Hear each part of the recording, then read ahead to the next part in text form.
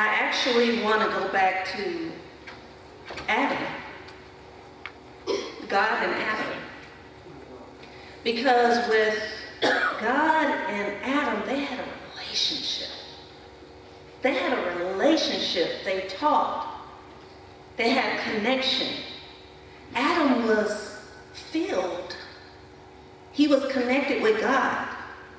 All this happened before Eve came into the picture. He had purpose. He knew his responsibilities. He was happy. All before Eve entered the picture. He was connected with God. So when I think about connection, and I'm thinking about my daughters, or any females that I may be mentoring, because as women, usually there's somebody else that we mentor in some kind of way, whether we're at church, cousins, nieces, you're mentoring somebody. So before we can even think about a relationship with a man, we have to think about a relationship in connecting with God. So before there's even a serious relationship, before a woman is even thinking about being serious with a man, she should have a serious connection with God. Amen.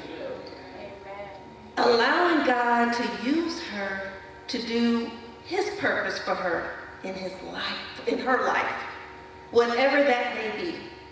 And that's the time when you're single to get to know that connection, to get to know what that is. What is that purpose? How do I need to feel secure about myself? Because what happens is if we don't establish this when they're young, when they get older, as women, we're still wondering in 30, your 20s, your 30s, your 40s, who am I? So if you don't know who you are, how are you going to have a relationship with a man? And then expect to be treated a certain way when you don't even know how you want to be treated. When, if at all possible, when there are teenagers and younger, that's the time to try to cultivate a relationship with your daughter or niece or cousin, where you can be able to establish, love yourself, love God first, have a connection with God, allow him to fill you up. So you're not looking for a man to make you happy. A man cannot replace God. God is where you get that happiness. A man can't do that. So a woman doesn't need to go from man to man to man to man, seeking and searching for something when she needs Jesus. That's who will fill that place. So first you want to have a relationship with God. That's established first. Then God tells us to love ourselves. That's second. Love yourself. How do I do that? A number of ways, but first, respect yourself. Get to know who you are, because as females, we'll go through different stages, different phases throughout our entire lives. You go through puberty, you go through this with hormones, you get at this age, this happens. It's continuous. But being connected with Jesus gives you a foundation. So when that man comes along and he's humming and hawing in your ear, you already have a connection with the Savior. You can get direction from him in terms of, is this where I need to go? Ask God, is this the direction? Is he here to bless my life? Is he here? Are you leading him to me? Or am I being just using fleshly desires because he looks so good? Because he's so fine? Is it the outer appearance? No. God looks at the heart. So that means, as females, we need to look at what is our inner beauty. not just our outer beauty. However, it's important to establish at a young age that you're perfectly designed by God. Look in the mirror and say, I'm unique, I'm beautiful, because that's how God made me. Amen. I'm unique, I'm beautiful, because that's how God made me. And I don't have to look like anybody else, because society will tell you, as women, you're not pretty enough, because this is what beauty looks like. Your hair is not long enough, or your hair's not short enough, or it's not curly enough. It's nappy. You don't want nappy hair. You don't want to have dark brown eyes. You want hazel eyes, because that shows that you're pretty.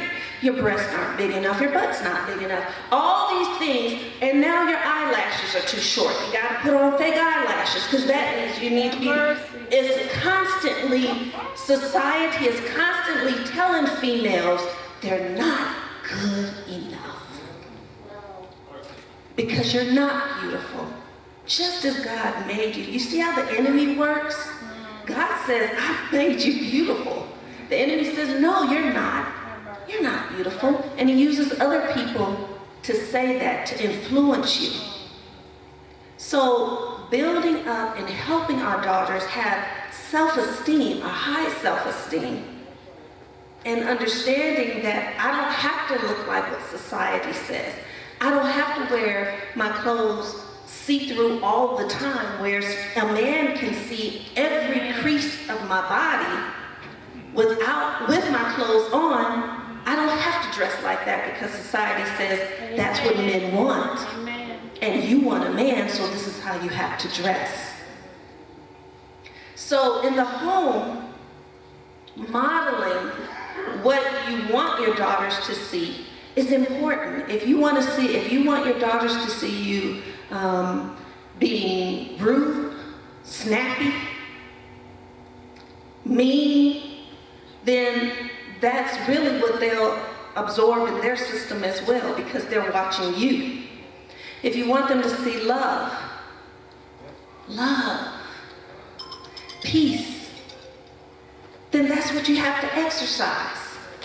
You have to be the example for them, not society. Even though society is going to bombard them, they need to see examples in you.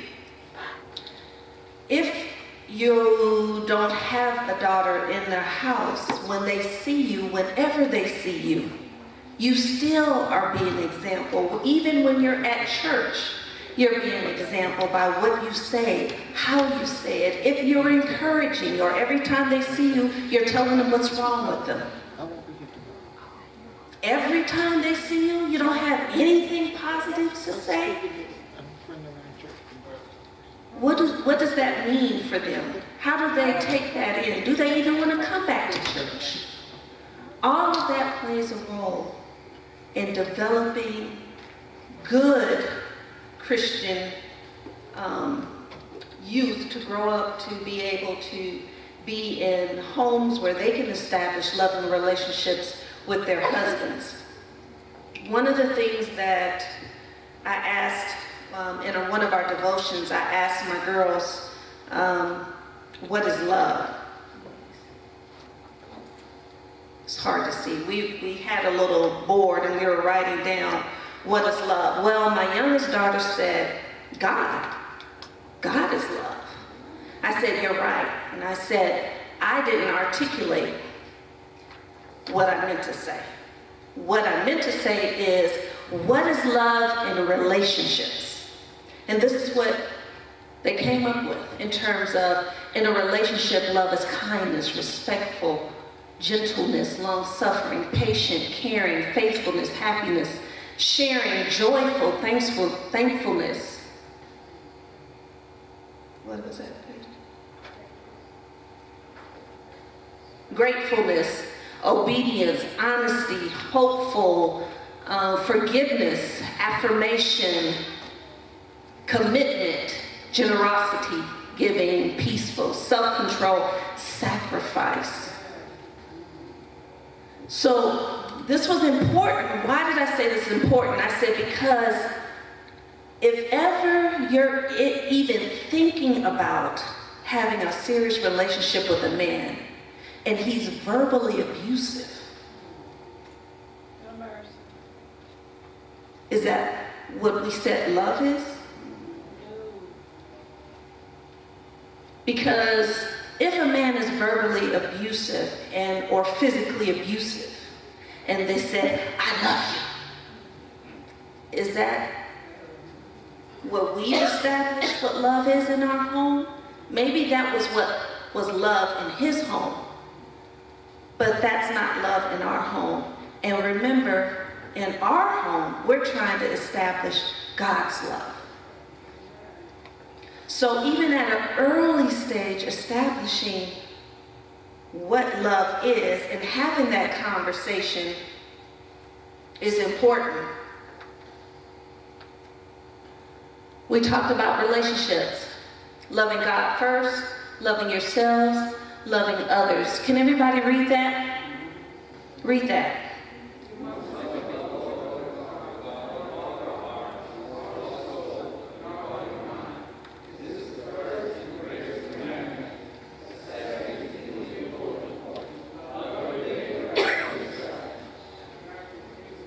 That's what God said. In that order. That's what God just said.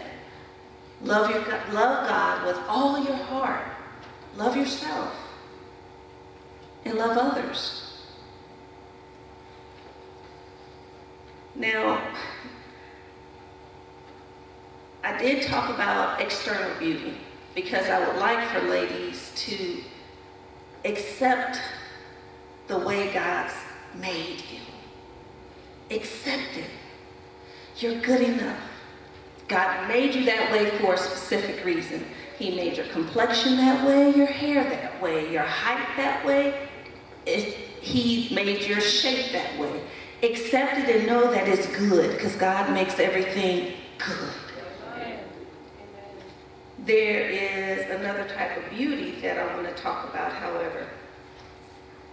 In 1 Peter 3:3-5, let's read that. Don't be concerned.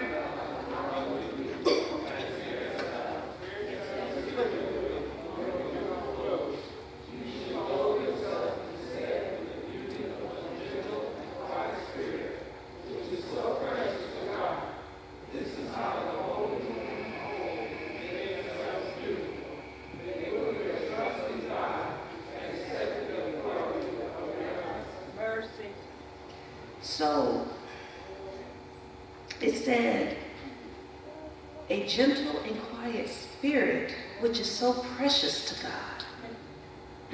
A gentle and quiet spirit. So, what does that mean exactly? Somebody just say to me, what do you think that means? Gentle and quiet spirit. Does that mean to you that we have to just zip it, don't say a word? What? No, I think that I believe that Lord will help us to know that there's a time for everything. Mm-hmm. Even speaking and not speaking, that even when we speak, we need to learn how to be patient and watch our tone. Yes. Because it can get out of control sometimes.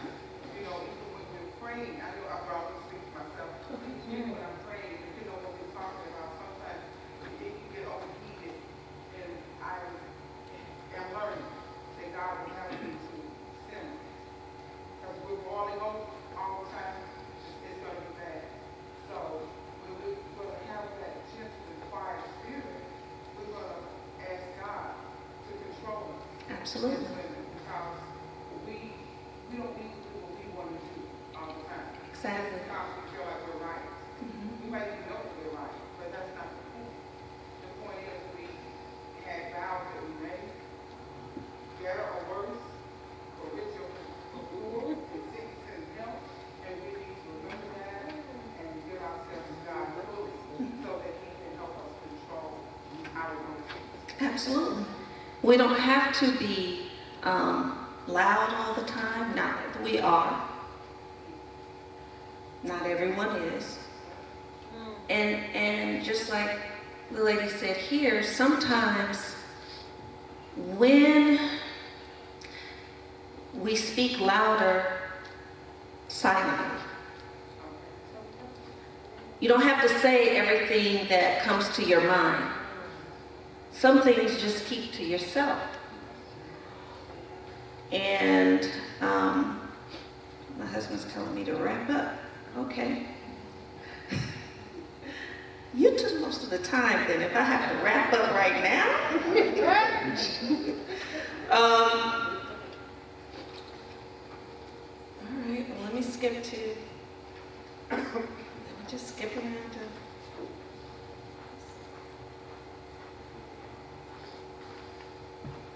okay, just two things then at least. Proverbs 31:12 says, she brings him good, not harm, all the days of her life.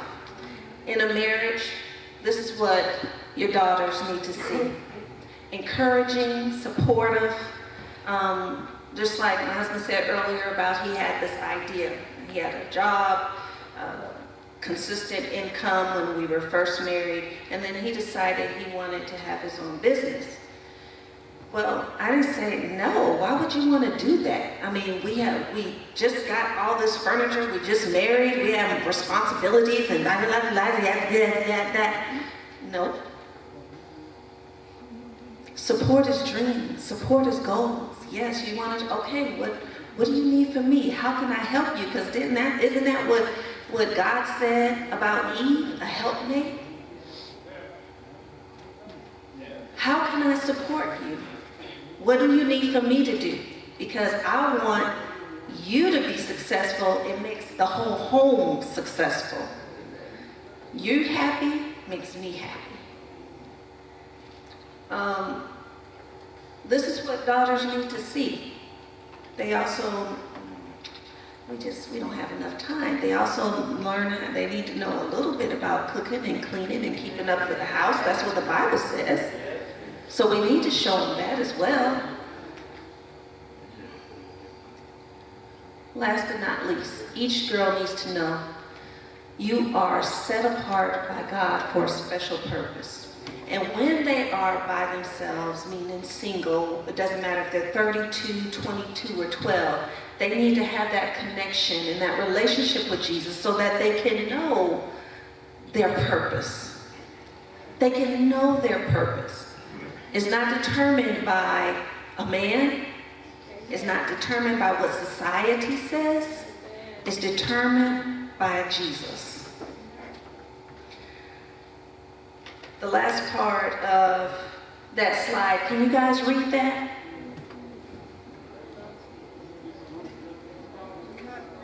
Romans 12:2, say it.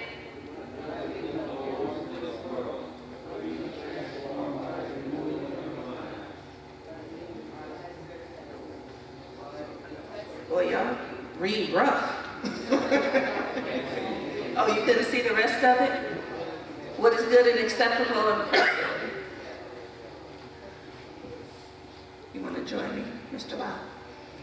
So some of these are just in just a short period of time of what we chose to say in terms of importance about allowing your daughters to know that they have a father who is their protector, their provider, who is the priest of the home, having a connection with them, helping them to see that they're beautiful, how God created them, but then their inner beauty of knowing that they are to be kind, gentle, compassionate. That's what really beauty is when God looks at the heart. These are some of the things that will help them when they get in their marriage, so they're not doing what society says. And the Bible is very clear. If we read the Bible, and that is very clear on things that wives should do, husbands, parenting. It's clear and it's in there. We just have to dig down, read it, and apply it. Okay, thank you very much. We probably have maybe less than 5 minutes for any questions that you may have. Any questions?